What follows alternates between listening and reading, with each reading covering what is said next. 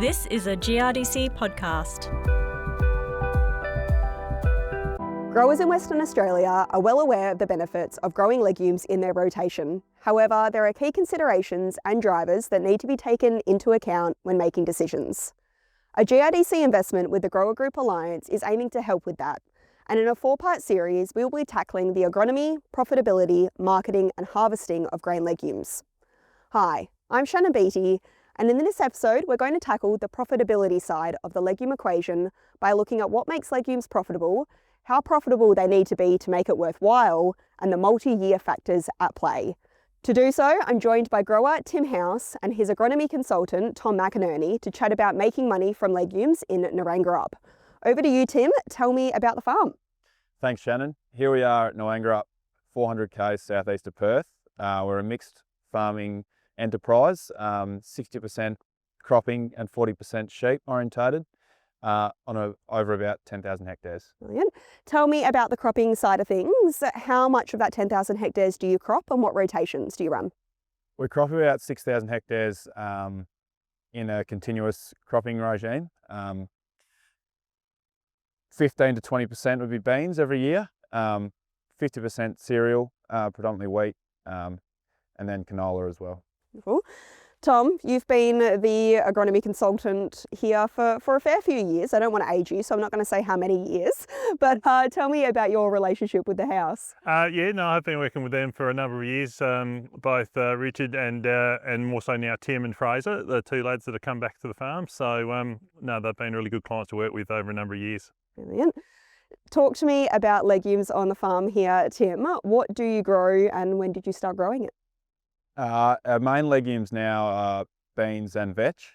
Dad's been growing beans for 15 years at least, I think. And now it's got a major part in our cropping rotation. And vetch is now a big part of our cropping rotation as well as our sheep program in terms of our pastures. How has the fit of the beans, of the faba beans, increased or changed over that 15-year period? It's varied a lot.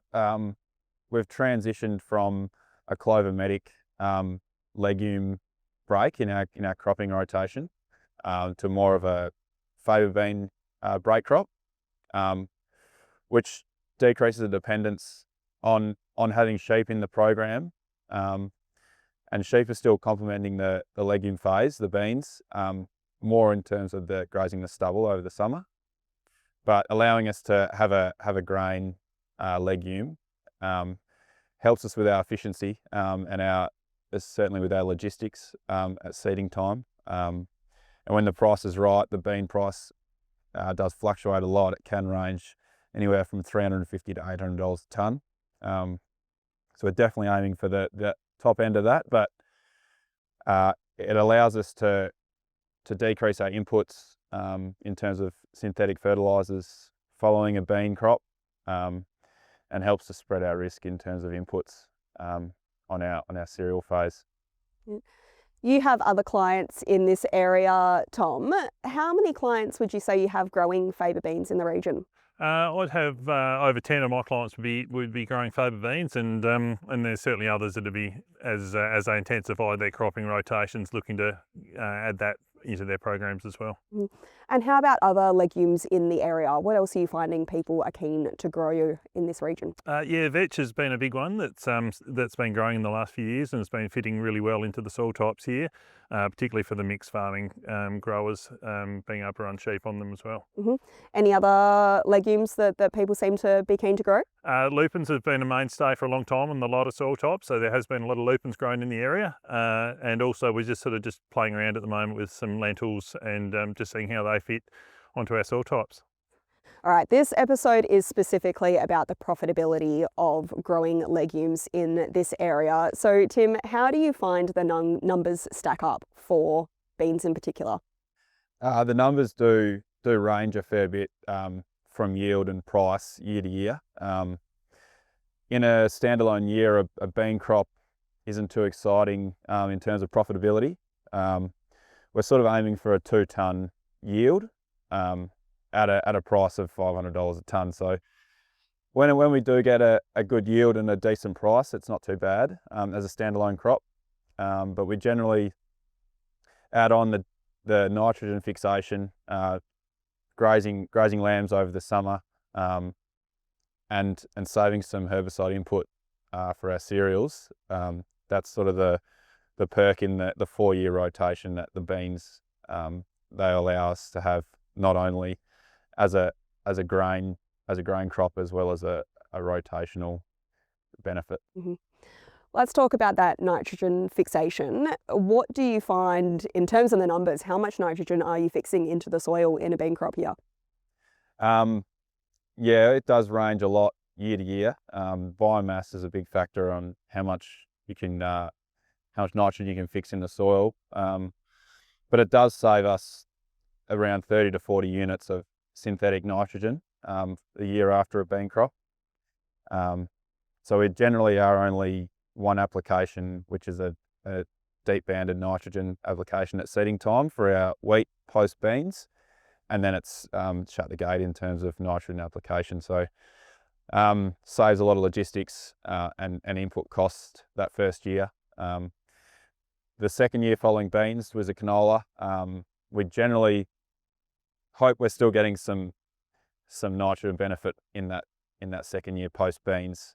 How much we get, I'm not sure, but we do think there's maybe 20 to 30% of the nodulation coming through in that second year following beans. Other legumes that are grown in the area, we mentioned lupins, lentils, vetch. What are the nitrogen fixation benefits of those crops, and how does that differ, or is it quite similar to that of beans?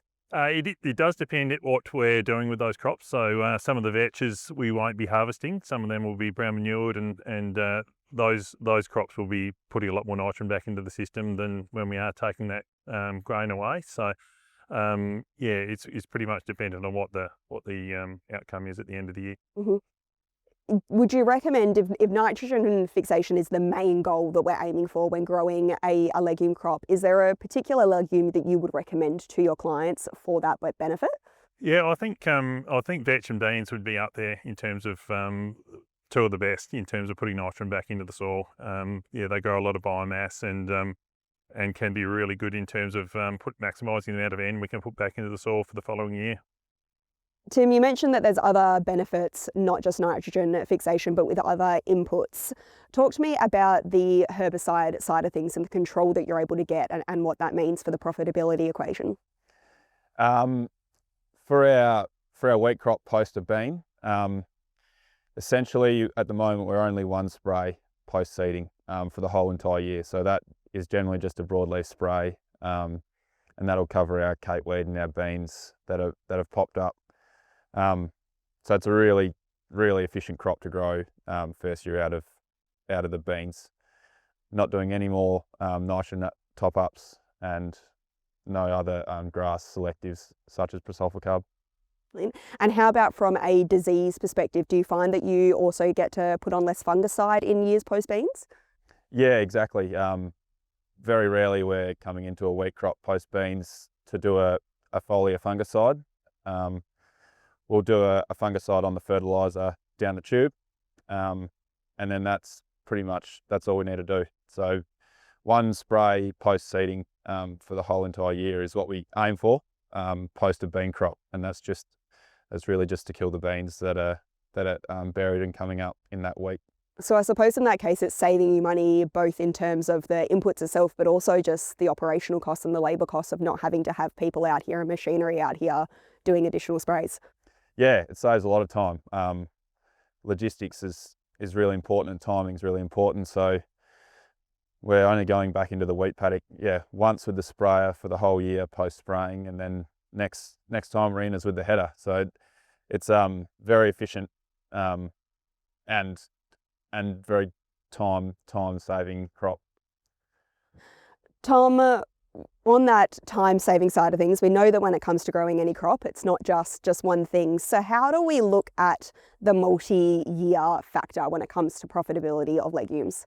Yeah, I think that's a very good point. Yeah, because we can easily look at one season and with legumes and it doesn't actually stack up that well. But when we consider all the benefits that Tim's just mentioned, along with some of the root disease benefits as well from being a non-host crop to some of those soil-borne pathogens. They really do add up, and some of them are not ultra visible from year to year for farmers to see, but there's something that would be adding to the bottom line in those following crops after the legume. Would you have a specific legumes that you recommend to people depending on what part of that equation is most important to them? We obviously spoke about the nitrogen fixation and beans or vetch being a good option, but how about if it is weed control, or actually if just making money off the crop itself is the most important part? Yeah, that's right. Yeah, I think that's where playing with the lentils is going to be a good one for us in terms of if we can get them right, it's well known that they can be a really profitable legume. So that will be a very handy tool. From a weed control perspective, most of the legumes are pretty good in that we can hit them with fairly high rates of herbicide in crop and maximise our grass control. Compared to what we can with some of the canola varieties, particularly non-Roundup Ready, that are a bit more sensitive.